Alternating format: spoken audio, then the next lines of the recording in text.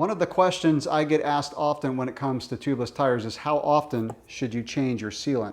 So that's what we're going to talk about in this video. In general, sealant's going to last between 2 and 6 months, but how long it lasts will depend on a lot of different factors. For example, if you're riding in an area that's more humid, the sealant's going to last a bit longer than if you're riding in an area that's lower humidity. If you're riding trails with a lot of thorns where you're getting a lot of small punctures, then you're going to have to add sealant more often because the sealant's having to work to fill up those little puncture holes. And along those lines, some tires are more porous than others, so your first application of sealant may use more sealant if the tire is more porous. That's why you really need to check the sealant like I'm going to show in this video. Now obviously, if you've had a recent puncture that you've noticed, for example, if you've heard air coming out of the tire and then stop, and you see sealant on the outside of the tire where it's had to come out and seal, then it's probably a good idea to check the sealant before your next ride. And finally, if you've had sealant in the tire for a while, so the tire is maybe a year old, you'll get this layer of latex inside the tire that'll build up over time. That layer of latex, as it builds up, sometimes will add more surface area to the sealant. In other words, there's just more sealant going around the tire and clinging to that latex layer. So in those cases, I found that with older tires that have that latex buildup, you're going to have to add the sealant more often. Now let me show you a couple ways that you can check the sealant to see if you need to add more. The first way is to simply take the tire off the bike, and you have to remove it. You cannot just spin the tire and listen. But you can take the tire and hold it so that you can kind of put your ear near the bottom of the tire. So in other words, the sealant's going to come to the bottom. So just kind of let it sit for about 10 seconds, let the sealant come to the bottom.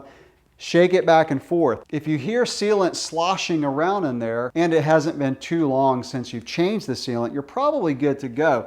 Now in this case, I don't hear any sealant at all, so I know it's time for me to add sealant. And if you're shaking it around and you just hear a little bit of sealant sloshing around in there, and the more you do this, the more you're going to get used to how it sounds when there's enough sealant. But sometimes you'll hear it, but it's not very loud. You don't hear a lot of sealant in there.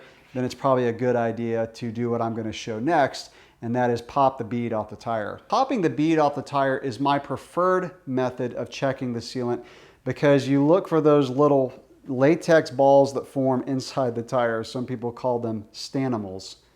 Go figure. Because they'll form, and sometimes when you shake the tire back and forth, you'll hear them bouncing around inside. But if you're really short on time, there's two other ways that you can add sealant to the tire, and I'm going to show one of them in this video. One of them is to simply get one of these 2-ounce bottles, and you can cut the top off, and then we're going to remove the valve core. I'll show how to do that in this video, and you can simply squeeze the sealant inside of the tire. And you can do that in this example where you absolutely hear no sealant, no little rubber balls bouncing around inside the tire. That's a really quick way to add sealant to the tire. Also, if you have a bottle of sealant, you can get one of these injectors, and that's what I'm going to do in this video. I'm going to show how to pour the sealant into the injector and put it down inside the valve stem. First, I'll show how you remove the bead from the rim to check that way. I'm going to do that on this bike on the rear tire. So all you really need to do is just deflate the tire, and you can squeeze the tire to get the air out quicker. With the tire completely deflated, I'm going to push the bead off of the rim, go around, and I only have to remove one bead, so one side of the tire from the rim. If the tire is not too tight, you can sometimes get it off with your fingers, or you may have to use a tire lever like this.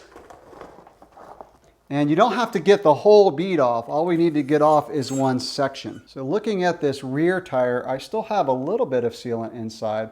One of the other reasons I recommend popping the bead off is sometimes the sealant can get watery. So you can actually get some water inside the tire if you've gotten a flat recently. This doesn't look too bad. It looks kind of like whole milk is the best way to describe it. So if it looks like milk, then you're good to go. If it looks real thin and watery, then it's probably best just to get it all out. You can take a rag and just soak it up and then add more sealant. You can also see that I'm getting some of the buildup, the latex buildup inside the tire. This is not too bad, a tire that's like more than a year old will have a thick layer of latex buildup. You can actually pick it out with your fingers if you're a weight weenie and you want to get that latex buildup off the tire to save some weight. You need some of it to seal up the tire, but honestly, I've read that you only save about 50 grams by getting that buildup off, and it's a pain. So that's not really something you have to do. So if you get a buildup of latex, I'd recommend just leaving it in there. I'm gonna go ahead and add about 2 to 3 ounces of sealant to this tire. For 29er cross-country tires, Stan's recommends about 3 to 4 ounces, which is about 1.5 to 2 full red scoops that we're going to use for this one. So this scoop is 2 ounces. So since Stan's recommends 3 to 4 ounces for a cross-country tire, and I already have some sealant in here, I'm going to do 3 ounces, which is 1.5 of these red scoops. Before you add your sealant, you really want to shake up the bottle. That's very important to get all of those little crystals into the solution. So shake it up really well.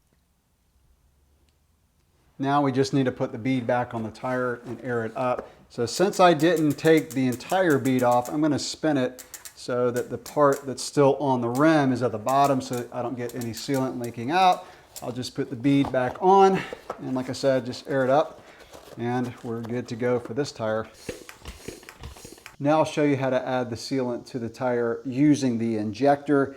This method will also work with one of these bottles, and you just cut the top off. And I actually have a video on how to do that specifically that I'll drop in the description below. First, we need to remove the valve core, so you'll need some kind of valve core removing tool. I like this one from Stan's. It's really easy to use. I just put it over the top and then turn it. Sometimes the actual valve stem will turn. You may have to hold it with your fingers.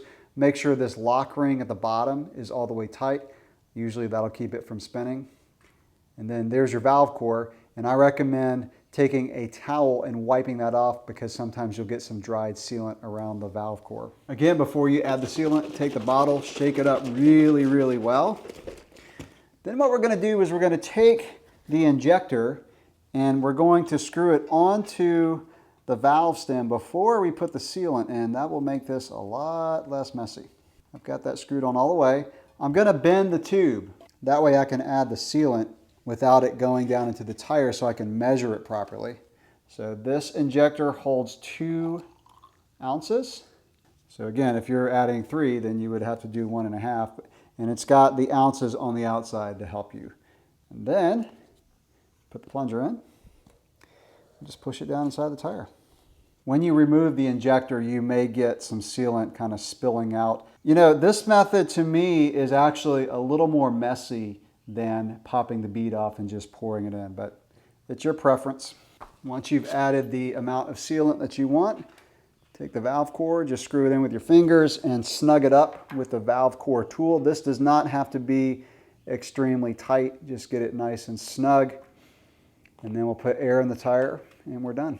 All right, to wrap this up, I think you should check your sealant about every month, especially if you have an event coming up, whether it's a race or a big group event. I had a race a few years ago where I had just checked the sealant about 3 weeks before I flatted in the race. I was doing really well, had to drop out of the race. The sealant was all dried up. So again, because it can vary on humidity, the types of trails that you ride, how often you ride, how old the tires are, that's why I recommend checking about once a month. And even though removing the valve core may seem a little bit quicker, to me, I really prefer popping the bead off of the rim because it's less messy to add the fluid, and you can also check for other things inside the tire, like those little balls that form, and you can check the quality of the sealant to make sure it's not too watery. As always, any questions or comments, drop those below. Thanks for watching.